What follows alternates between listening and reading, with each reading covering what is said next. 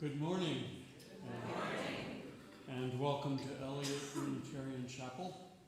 I'm Tim Gardner. I'm honored to be your liturgist this morning. Joining me is our lead minister. Feels good to say those words. The Reverend Krista Taves. Installation date in your somewhere in the notes in your order of service in October. Save the date. Sharon Morgan is our pastoral care associate this morning. Please see Sharon if something is weighing on your heart, and a listening ear would be helpful. Sharon, where will you be after the service? In Adams Hall. We are also pleased to welcome Sister Carol Lemkuhl. Sister Carol represents the East Side Family and the East Side Heart and Home Family Center, get my words in the right order, about which we will learn more later. So, welcome, Sister Carol. I'm so pleased to welcome each of you to our worship this morning, whether you are here in our sanctuary or participating from home. We are united in one community. Eliot Unitarian Chapel is a liberal religious community of spiritual seekers. We welcome each of you in the fullness of your age, race, ethnicity, your ways of being in body and mind, your gender expression, your sexual orientation, and your religious background. Our core values are freedom, reason, respect, and love. If you are visiting for the first or second time, a special welcome to you. If you are here in person, please fill out a guest form that you may have received on your way in, both sides if you have children visiting with you, so that we may stay in touch with you. And I just add, handwriting helps. I've lost someone, as a member of the welcome team, I've lost someone whose contact information I could not read, which may say more about me. There's also a QR code in your order of service, bottom left, for our online guest form and on the front of our website. We hope you will join us for coffee hour after the service, also tea and lemonade. Please take a blue mug so that we will be sure to welcome you. And those of you who are not new, please look for folks with a blue mug and have a lovely conversation with them. And finally, there is an online coffee hour this morning at 1 p.m. So welcome, all of you, to our place of holiness, wholeness, and love.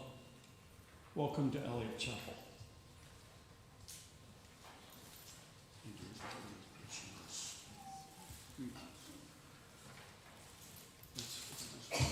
In the Unitarian Universalist tradition, we're confused about who's doing the chalice lighting this morning. So I will do it. So we light this chalice, symbol of our Unitarian Universalist faith.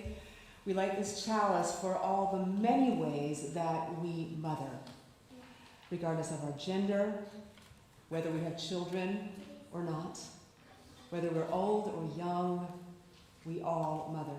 And so we light this chalice for the mother in each of us. I invite you to rise in body or spirit for our opening hymn. It is on this handout that you got, Help Me Find My Way. And Nadia's going to teach you the chorus. Yes. Good morning, everyone. Good morning. All right. Well, let me put my bulletin behind my music because I need that. Okay. So I'd first like to sing it for you just so you can hear how it goes, but then I want to teach it to you call and response style. Sound good? You can? David, can you play that G for me, please? Just at the bottom of the chorus. Help me, I think you put me in the key, that's fine. Help me. So it goes like this. Help me find my way. Help me find my way.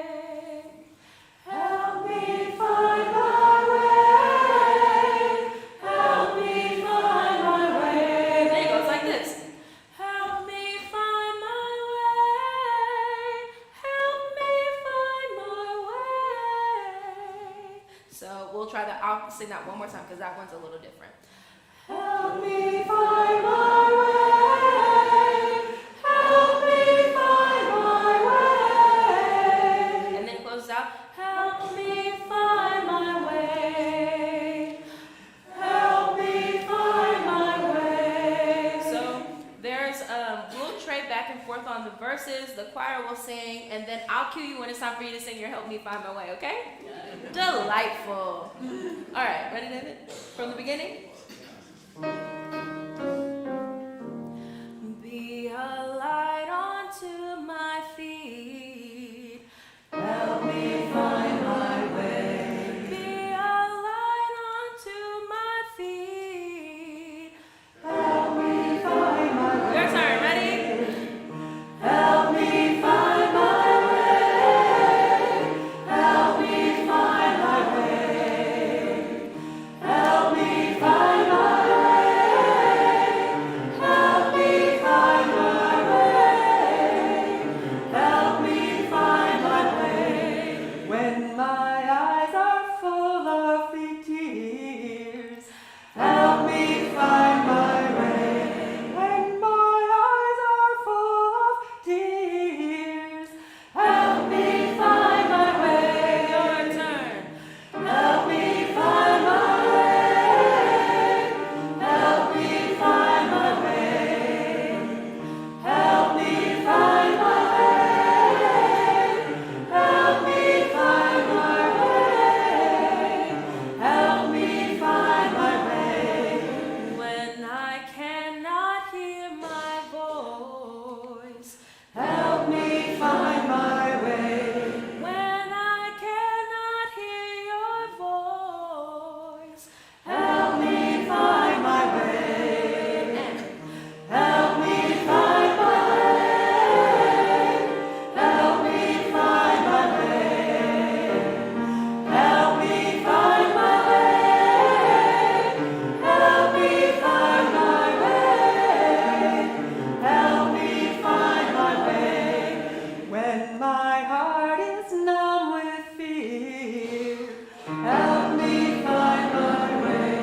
When my heart is numb with fear, help me find my way. Help me find my way. Help me find my way. Help me find my way. Help me find my way. Help me find my way. when I may not trust myself. Help me find my way. When I may not trust myself, help me find my way. Help me find my way. Help me find my way. Help me find my way. Help me find my way. Help me find my way. Wonderful.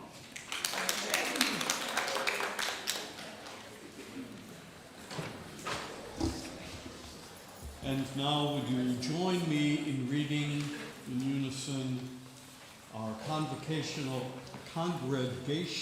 covenant, the words found in your order of service. As a free congregation, we promise to one another our mutual trust and support. To create beloved community, we promise to be kinder to each other than we have to be, to listen fully to each other with an open mind and heart, to speak responsibly and respectfully, to find ways to improve our church for all members and friends. And now our wisdom story with the children. Come All right, forward. I invite all of you who are young or young in spirit to join me and Nadia for the Time for All Ages. You may want to sit where you can see the pictures, because there are pictures. There are pictures.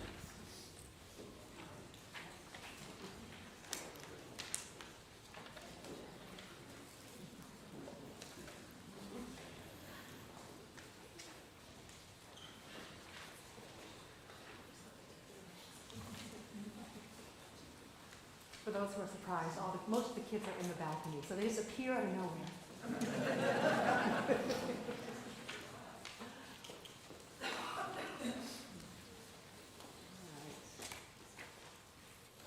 Today's story is called Love You Forever. It was written by Robert Munch. A mother held her new baby and very slowly rocked him back and forth, back and forth, back and forth. And while she held him, she sang, I love you forever. I'll like you for always. As long as I'm living, my baby you'll be. The baby grew, and he grew, and he grew. He grew until he was 2 years old and ran all around the house. He pulled all the books off the shelves. He pulled all the food out of the refrigerator, and he took his mother's watch and flushed it down the toilet. And sometimes his mother would say, "This kid is driving me crazy." But at nighttime, when that 2-year-old was quiet, she opened the door to his room, crawled across the floor, looked up over the side of his bed, and to see if he was really asleep. And she picked him up and rocked him back and forth, back and forth, back and forth. And while she rocked him, she sang, I love you forever. I'll like you for always. As long as I'm living, my baby you'll be. The little boy grew, and he grew, and he grew. He grew until he was 9 years old, and he never wanted to come in for dinner. He never wanted to take a bath, and when Grandma visited, he always said bad words. Sometimes his mother wanted to sell him to the zoo.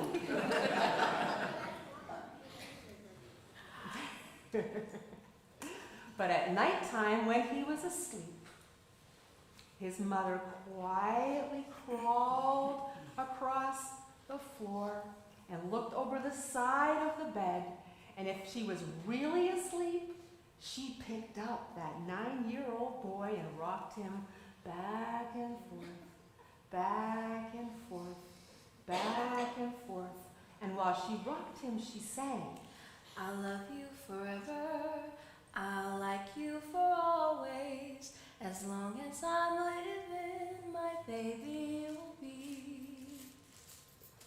The boy grew, and he grew, and he grew, and he grew until he was a teenager. He had strange friends, and he wore strange clothes, and he listened to strange music. Sometimes his mother felt like she was in a zoo. But at nighttime, when that teenager was asleep, the mother opened the door to his room, crawled across the floor, looked up over the side of the bed, and yes, if he really was asleep, she picked up that great big boy and rocked him back and forth, back and forth, back and forth. And while she rocked him, she sang, I love you forever. I'll like you for always. As long as I'm living, my baby you'll be. That teenager grew, and he grew, and he grew until he was a grown-up man, and he left home and got a house across town. But sometimes, on dark nights, the mother got into her car and drove across town. And if all the lights in her son's room were out, she opened his bedroom window, crawled across the floor, and looked up over the side of his bed, and if that great big man was really asleep, she picked him up and rocked him back and forth, back and forth, back and forth. And while she rocked him, she sang, I love you for, I'm sorry. Oh, sorry, okay. I love you forever. I like you for always. As long as I'm living, my baby you'll be. well, that mother got older and older and older and older. And one day she called up her son and said, you'd better come see me because I'm very old and sick. So her son came to see her. And when he came in the door, she tried to sing the song. She sang, I'll love you forever. I'll like you for always. but she couldn't finish because she was too old and sick. The son went to his mother and he picked her up and rocked her.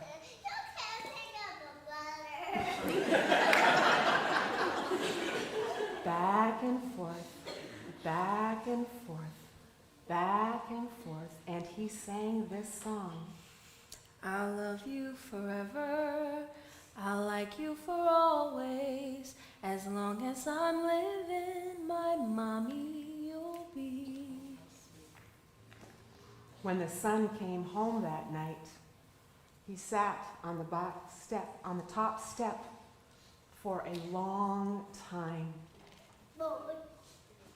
Then he went into the room where his very new baby daughter was sleeping. He picked her up in his arms and very slowly rocked her back and forth, back and forth, back and forth. And while he rocked her, he sang, I'll love you forever. I'll like you for always. As long as I'm living, my baby you'll be. and that is the end of the story. Let's send you off to your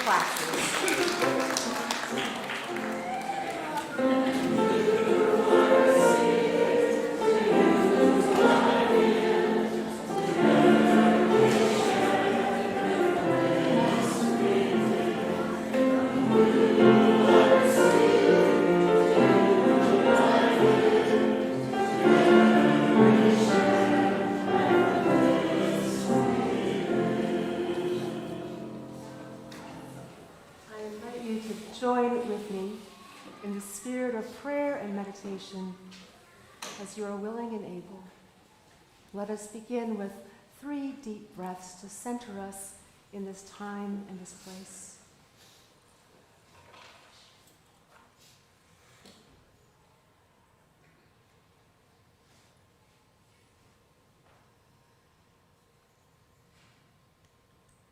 We reflect in thanksgiving this day for all those whose lives have nurtured ours, the life-giving ones who heal with their presence, who listen in sympathy, who give wise advice, but only when asked for it. We are grateful for all those who have mothered us, who have held us gently in times of sorrow, who have celebrated with us our triumphs, no matter how small, who noticed when we changed and grew, who praised us for taking risks, who took genuine pride in our success, and who expressed a genuine compassion when we did not succeed. On this day that honors mothers, let us honor all mothers of all genders who from somewhere in their being have freely and wholeheartedly given life and sustenance and vision to us. let us enter into a time of silence for the deepest prayers of our hearts.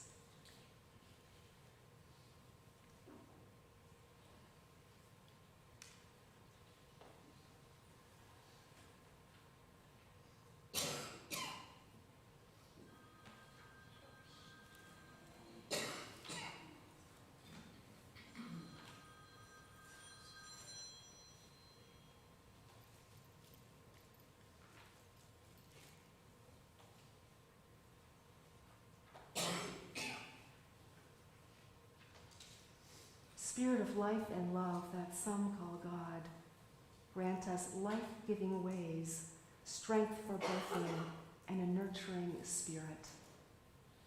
Let us speak the names of those we would hold in prayer and our care.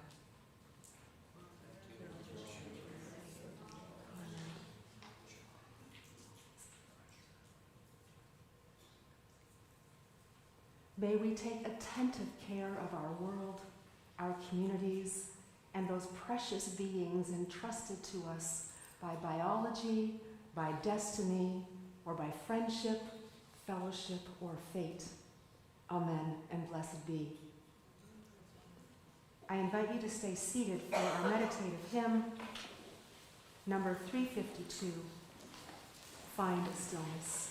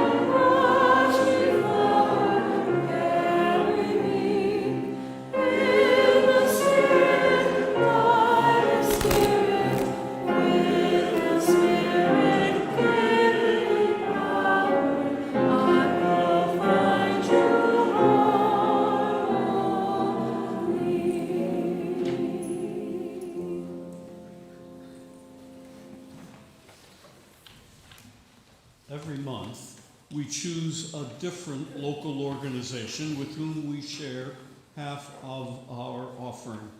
This month, we are supporting the East Side Heart and Home Family Center. And we are pleased to welcome Sister Carol Lumkuhl to tell us more.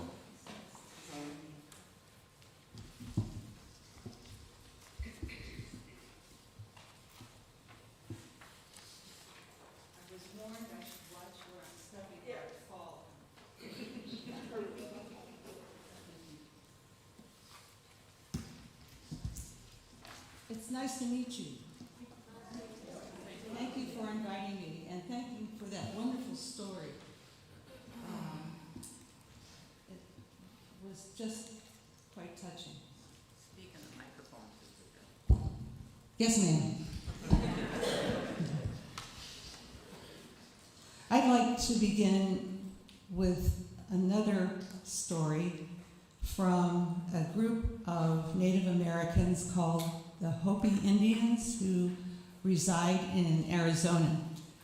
They're one of the groups of people that have been there for the longest period of time in the United States, for over 870 years, in the same little community. This reading begins like this. Here is a river flowing now very fast. It is so great and swift that there are those who will be afraid, who will try to hold on to the shore, They are being torn apart and will suffer greatly. Know that the river has its destination. We must let go of the shore, push off into the middle of the river, and keep our heads above water. And I say, see who is there with you and celebrate. At this time in history, we are to take nothing personally, least of all ourselves. For the moment that we do, our spiritual growth and journey come to a halt. The time of the lone wolf is over. Gather yourselves, banish the word struggle from your attitude and vocabulary. All that we do now must be done in a sacred manner and in celebration, for we are the ones that we have been waiting for.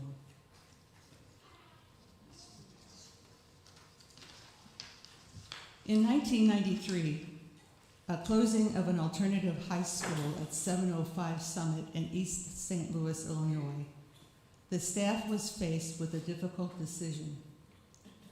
Shall we abandon the families in an area where we had been positive presence for 23 years, or should we stay and continue our commitment to and belief in this community, trying to create a new organization with a new mission?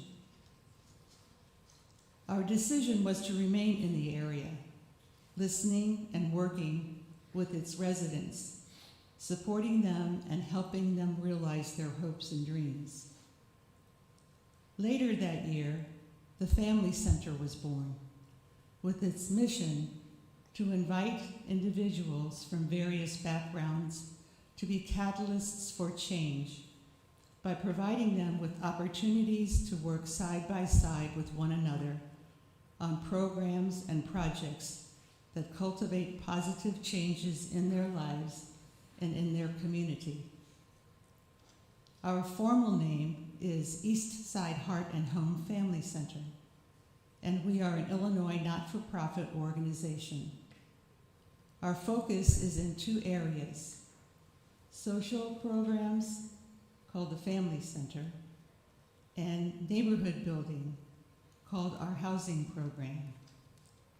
Some of our social programs include a women's circle. It's a support group for the women that belong to our program.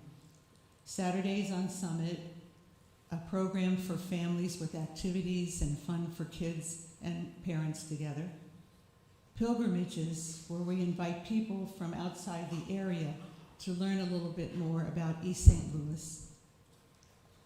Art classes, emergency assistance, and leadership training. With our second focus, the housing program, we believed that home ownership was a way for families to move from dependence to independence. Since 1995, our housing program has been involved in purchasing property in the same area where we were located. In 1997, working with other local not-for-profits, we constructed 2 homes on the property we had purchased. We also created a home ownership program in order to teach low-income families who applied for these homes how to become homeowners. Since then, we have constructed 18 additional homes in the same area where we initially began. We have organized a home ownership program into the neighborhood known as Resurrection Park. This supportive group meets once a month to work on goals and objectives for their community. I believe our greatest strength has been teaching our families to believe in themselves, in their dreams, and in possibility. As the Hopi reading suggests, we have pushed off into the middle of the river. We've kept our heads above water, and we celebrate. because we know that we have helped others believe in themselves, in each other, and in their community. We have witnessed these new leaders accomplishing their goals, working together for a hope-filled world tomorrow. And in the end, I think they are realizing that they are the ones that they have been waiting for. Thank you.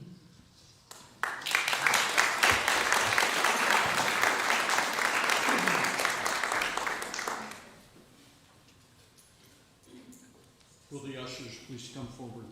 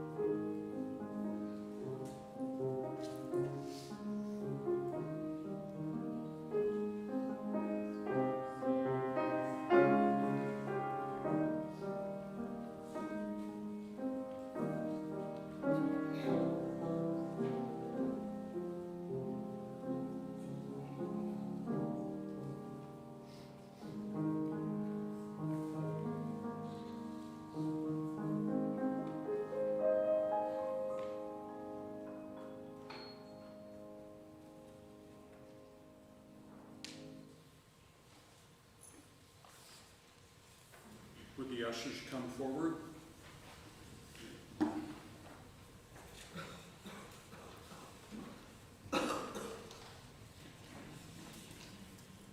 And would you join me in the words of gift giving? I forget what found in your order of service. To the work of the church, which is weaving the tapestry of love and action, we dedicate our lives and these our offerings.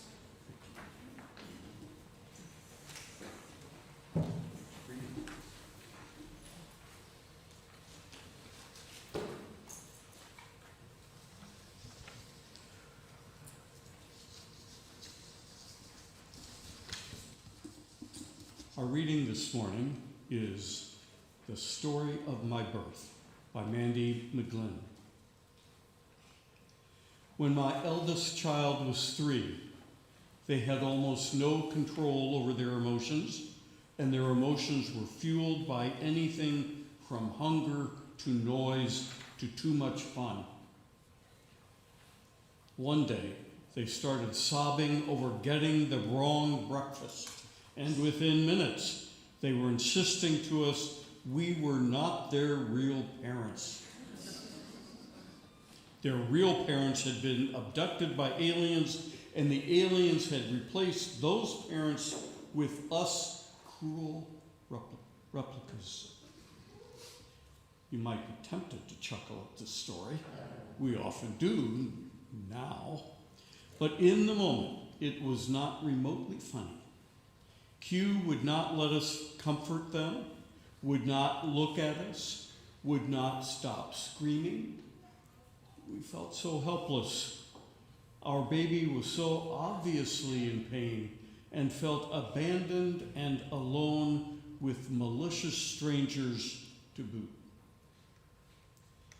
Eventually, as we tried to convince Q that we really were their parents, they demanded we prove our identities by reciting the story of the day they were born.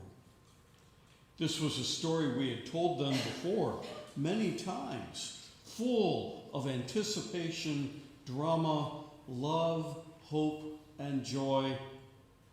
We had always told the story because we wanted them to know how loved they were, what our lives were like before they came into the world, and how we were changed the instant we heard their first cry. In that first moment after Q's birth, we wanted nothing more than to protect them from everything painful in the world. The story did the trick. Slowly, warily, Q began to relent. Perhaps some primal part of their 3-year-old brain recognized us through not only familiar details of the story, but also the feeling inside of it. All of our efforts that morning at kindness, tenderness, and compassion had failed, but in the heart of a well-worn story, our love finally got through. This ends the reading.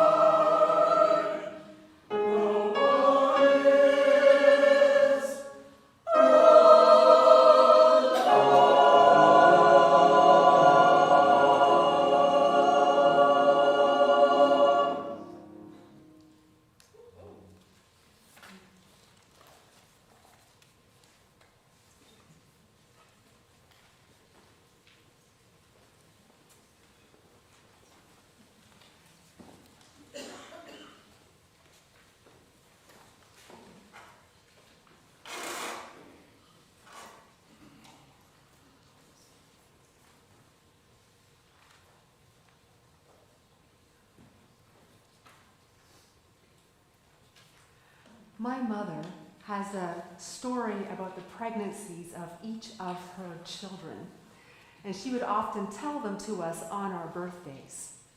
With my first brother, my mom just wanted to work. She cleaned, painted, sewed, cooked, gardened, canned, did home renovations, and then started again. She was hot to trot. Nothing could stop her. My second brother didn't like sharing her with my dad. When my dad got into bed, he would kick him through my mom's belly. So Dad spent most of that pregnancy on the couch. My youngest brother didn't like when my mom slept in her bedroom.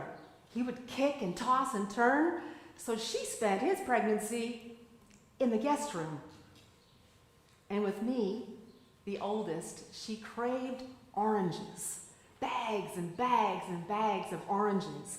And one morning late in her pregnancy, she woke up with indigestion and dug into the next bag of oranges. And as my dad left her for work, he said, "If it comes, let it be a girl." She felt worse and worse, and it came to her that maybe this wasn't indigestion. She called her mother-in-law. "I don't know what's happening." My grandmother, who had 5 children, knew exactly what was happening, rushed her to the hospital, and I arrived just in time for lunch. Still my favorite meal of the day. We also have adoption stories in our family. On the day my aunt and uncle brought home their daughter, we gathered at my grandparents' to wait. And when they came in, we crowded around the back door, and my cousin was passed around to everyone, even the kids, and we each welcomed her into our family. Every one of us has a beginning story. Maybe those who raised us shared that story with us. Maybe we had to piece it together later in life with what we could find. Some of our stories are pure anticipation and celebration, and some of our stories are more complicated because of whatever circumstances those who birthed or adopted or raised us were in. But all of them have beauty in some form because they offer a window into your launching pad into life. And because every child is born with inherent worth and dignity, those launching pads are sacred. When my mother tells our stories, she is soft, strong, humorous, and nostalgic all at once. She glows. She wants us to know how special and loved we were from the moment she realized she was pregnant. But she tells these stories for herself, too. This was her body, her mind, her spirit. And telling our beginning stories confirmed who she was and who she had become. Many of us have been the bearers of beginning stories, even when we aren't parents. I love telling my oldest nephew how I looked into his smiling newborn eyes when I first met him and made a promise that I was going to know him and he was going to know me, even though I lived 600 miles away. He would know that I am always there for him. And making that promise changed me forever. And I can only imagine how much it has changed those of you who are raising children or have raised children to make those kinds of promises. They tell us who we became as we nurtured a new life in our bodies or in our arms or in our hearts. I'll love you forever. I'll like you for always. As long as I'm living, my baby you'll be. So last week, me not being a parent, I reached out to our parents here in this congregation and asked them what they would want to hear from the pulpit to help them. And I also asked if there were any must-read resources they'd recommend as I prepared this package. Well, I had no idea the can of worms I had opened. I got so many recommendations, I could fill a whole bookcase and put numerous bookmarks on my iPhone. Really, you've done your homework very, very well. But there was something else, and this surprised me. Almost none of you asked for anything new to add to your list of what would make you a better parent. Instead, many of you, in fact, most of you, in some way wanted assurance that you were good enough parent for your child to grow up healthy in mind, body, and spirit.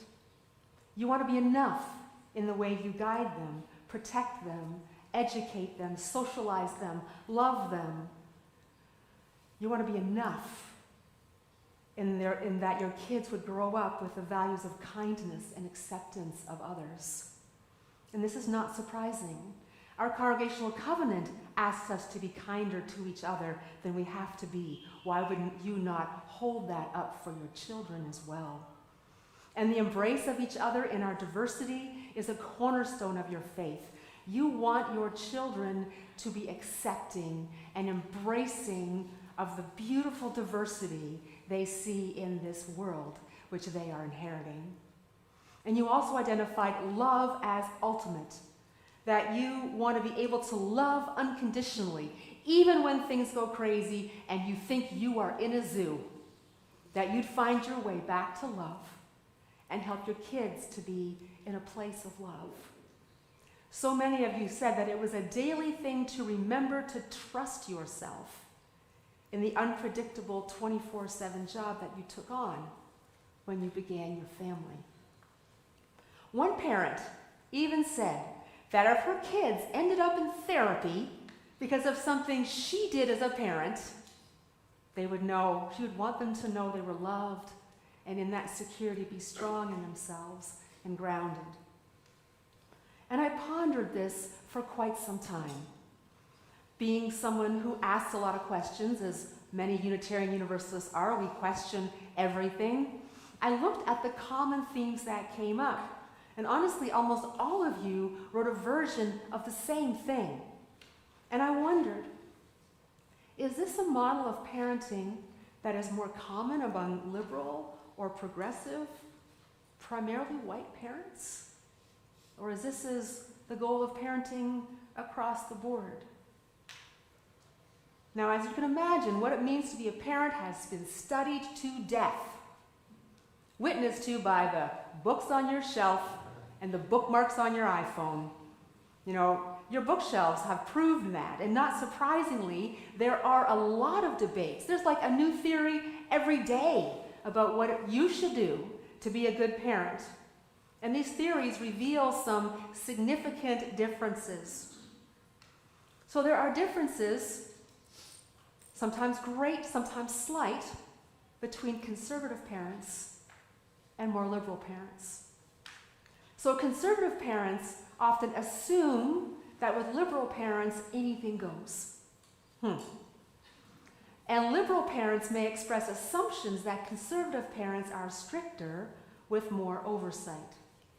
I also read one opinion of a conservative parent that liberal parents are more controlling than conservative parents because they believe government should take care of us, so they are as controlling as the government. I didn't buy that one. But what some studies have shown is that liberal parents mostly want their kids to be kind, and conservative parents want their kids to be respectful. Something to think about. And then there's the generational patterns of parenting. Those of you who are boomers likely had stricter parents than you were. Society was more rigid when you grew up, with expectations in many aspects of life, and so many of you rejected that model and consciously gave your kids a lot of room to figure things out. And you were our parents. I'm Generation X, right? So my Generation X, born between the 60s and 80s somewhere, reacted to your well-intentioned permissiveness and became helicopter parents, involved in every single aspect of their children's lives. And then the millennials reacted to that, but not by doing the pendulum thing like the Xers did or the boomers did, but rather by striving for a balance between setting boundaries and expectations and giving your kids space, which has been carried on by Gen Y as they now start having kids. So there's ways that parenting styles have changed through the generations. But there's other parenting styles that don't break down by generation or political leanings, and they're based more on your place in the social fabric of our society. So if you're in a same-sex partnership and raising kids, you may spend more time helping your child build a sense of confidence and self-esteem, given the likelihood of bullying at school when kids learn they have two parents of the same gender. And this is especially important as we face a backlash to people like you wanting your kids, as well as LGBTQ kids, to be safe and accepted. Black parents may be more authoritarian. Now remember, these are patterns, not specific rules. But the pattern is that black parents may be more authoritarian with a focus on rules and compliance to them, because in our racialized society, black kids, especially black boys, may not get a second chance. One mistake could make the difference between life and death, or going to school and being suspended, or even graduating high school. You can never take anything for granted. So you give a kid too much room, and then what if you lose them? So the strictness comes out of an abiding love, realism, and a desire to survive. Latino parents may also have a more authoritarian style with a focus on the centrality of the extended family, not just the nuclear family, but the extended family, and keeping everyone together. So there may be a combination of extreme, over-the-top love and warmth mixed with very high expectations, especially in the face of social pressure and prejudice. So your place in society can influence what you've been socialized to take for granted. It can shape where you see danger and safety. It can shape what values you prioritize. It can shape how you express your love, and it can shape your perception of what makes a parent enough. Help me find my way. Help me find my way. Help me find my way. Help me find my way. Help me find my way. So let's just put it out there. All of us are enough. And as parents who may have children at home, or parents who may have seen your children leave home and start their own life years ago, you are enough. We are kind enough, loving enough, big enough, strong enough, all of us, to be good parents.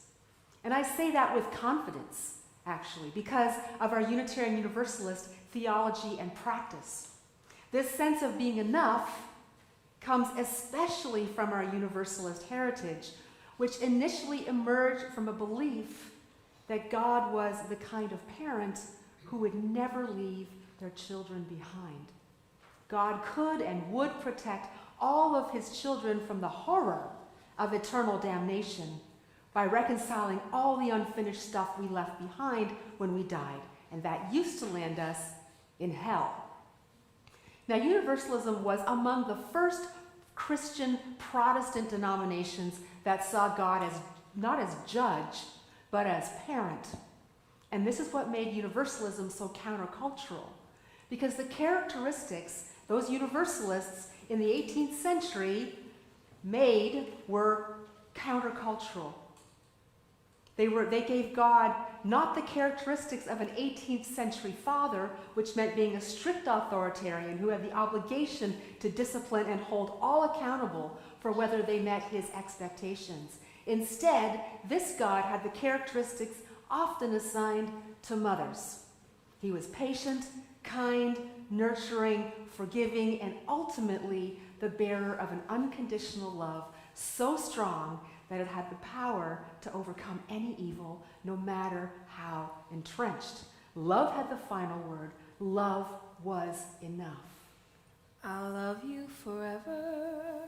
I'll like you for always. As long as I'm living, my baby will be. Now, Universalism and Unitarianism have transformed since the 1800s. We are now no longer a predominantly Christian faith. We are a pluralist faith, but still that model of a parent, that all-loving, all-kind, all-forgiving God has been embedded into our understanding of what it means to be enough. Now, I just want to clarify something. I said earlier that God was attributed with the characteristics of mothers in the 1800s.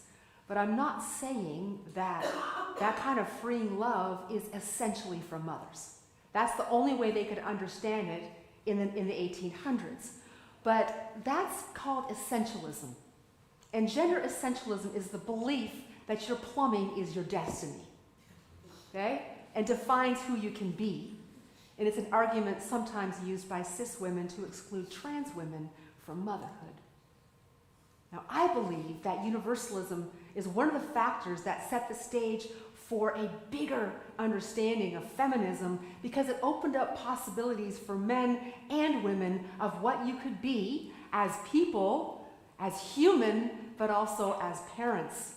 The possibility of living from your heart and your head, of being soft and kind and vulnerable, of anyone being feminine or masculine. Men no longer restricted to expressing difficult emotions through anger, women no longer restricted to expressing difficult emotions through tears. And the blessing of feminism continues to evolve with anyone of any gender identity manifesting without shame or judgment any of the parental characteristics that used to be assigned by gender. We are in a time when we are more free than we have ever been to leave behind binary assumptions of who is more this and who is more that. And who benefits from this? The children, who will learn that they too are enough, no matter how they fit or feel in their bodies, their minds, and their hearts. So yes, of course, you are enough. And often you are more than enough. When you send me enough book recommendations to fill a bookshelf, I think you're more than enough. When you struggle along with millions of other parents to set boundaries for your kids' screen time, you are more than enough. When you realize that your kids may grow up to struggle with some of your parenting choices, and you try to be accepting of your humanness, you are more than enough. When you silence your notifications so that you can spend time with your kids, you're more than enough. When you tell the beginning stories that are yours to tell, you are more than enough. And when you set aside the latest parenting guide and listen to your heart. You are more than enough. When you teach your kid that love is free-flowing and always on tap, you are more than enough. I'll love you forever. I'll like you for always. As long as I'm living, my baby will be. Blessings on all who have parented, who have freely and wholeheartedly given and received life, sustenance, and love beyond measure. Amen and blessed be. I invite you to rise in body or spirit for our closing hymn, number 1014, Answering the Call of Love.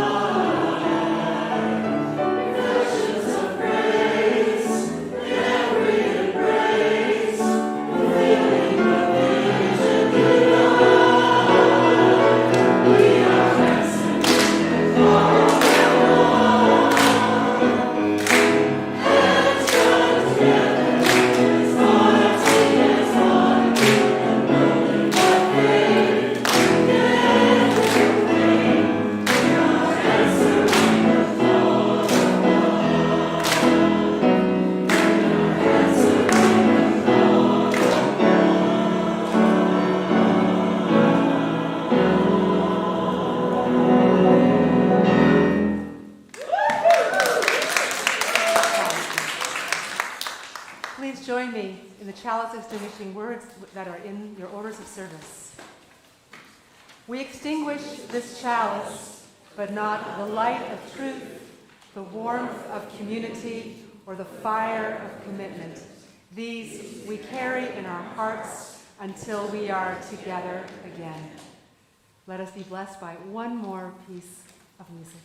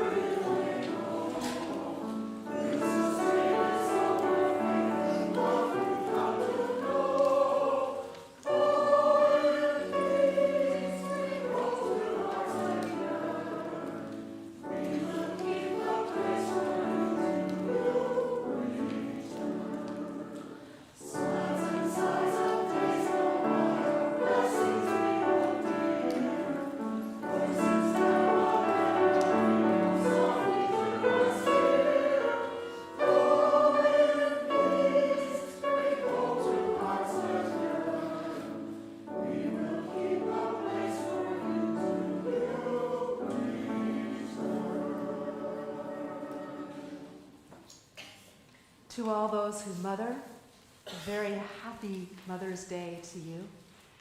May you be blessed. May you all be blessed this week with many gifts. And we'll see you next Sunday. Go in peace.